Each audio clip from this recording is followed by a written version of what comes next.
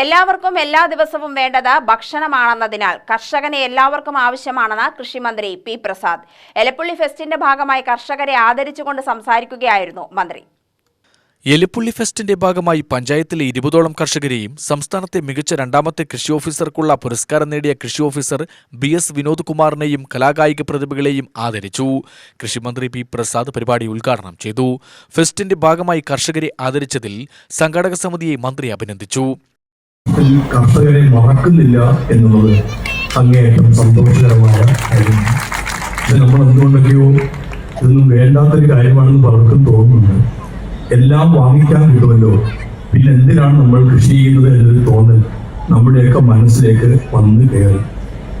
നമ്മൾ കൃഷി ചെയ്യുന്നില്ല എന്ന് പറയുന്നവരുണ്ട്. എങ്കിലും അങ്ങനെ പറയുന്നവരും 3 നേരവും കഴിക്കുന്നുണ്ട്, ഭക്ഷണം കഴിക്കുന്നുണ്ട്. ഭക്ഷണം വേണ്ടാത്ത ആൾക്കാരെ ആരെയും ഞാൻ കണ്ടിട്ടേയില്ല. അതിൻ്റെ അർത്ഥം കൃഷിയെ വേണ്ടാത്ത ആരുമില്ല എന്നാണ് അതിൻ്റെ അർത്ഥം. എന്ന് വെച്ചാൽ കർഷകൻ നമുക്കെല്ലാവർക്കും വേണ്ടവരാണ് എന്ന് തന്നെയാണ്. സംഘടക സമിതി ചെയർമാൻ S. സുഭാഷ് ചന്ദ്രബോസ് അധ്യക്ഷത വഹിച്ചു. പാടിക്കോ പ്രസിഡന്റ് KR സുരേഷ് കുമാർ, സംഘടക സമിതി കൺവീനർ R. മിഥുൻ, എലിപ്പുള്ളി സർവീസ് സഹകരണ ബാങ്ക് പ്രസിഡന്റ് PS. രാജീവ്, സംഘടക സമിതി ഭാരവാഹികളായ PC. Biju, M. Sundaran, MV. Jayaprakash, A. ചൈതന്യകൃഷ്ണൻ എന്നിവർ പ്രസംഗിച്ചു.